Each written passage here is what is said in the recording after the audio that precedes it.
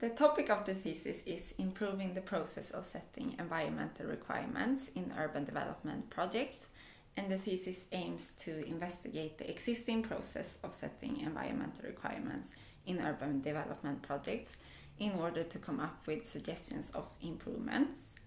Älvstranden Utveckling is a public landowner and urban developer, and to meet the aim, strengths and issues related to their work in 3 projects of Älvstaden has been analyzed. Together with our own interest in sustainable urban development, the background to the thesis arose from a noticed difficulty in the implementation and follow-up of the environmental requirements set by Älvstranden. This is a topical challenge since the densification of Gothenburg has and will continue to increase. So, initially, a review of existing literature was conducted, resulting in a theoretical framework about sustainable development in the construction industry and tools that could be used to promote sustainable building. Further, the complex characteristics in urban development projects with long lead times and large networks of actors involved were elaborated. And the main method of this thesis has been a case study of Älvstranden and 3 of their ongoing projects, as Maja told us about.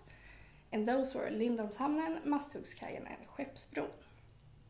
And since it was interesting to examine the interaction of actors' respondents to the requirements, semi-structured interviews were conducted with the building developers within the consortium of the areas. And furthermore, we have done a comparison of different steering documents. And these were Sustainable Assessment Method, Boverkets byggregler, and Älvstrandens own requirements. And this to see where the documents overlapped and where the requirements differed.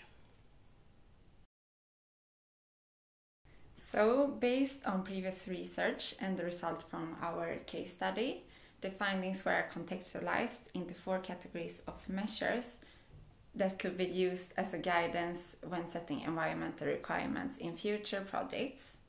First of all, it is important to have a clear resource allocation in order to create a common vision where all actors know what is expected from whom. Secondly, the scope of the environmental requirements needs to be feasible for the actors involved. This since findings indicate that too many requirements could hinder innovation and sustainable building. Thirdly, Älvstranden must make sure that the steering documents have a clear structure and that they are easily to access. And last, it is important to have continuous follow-up in different phases of the project.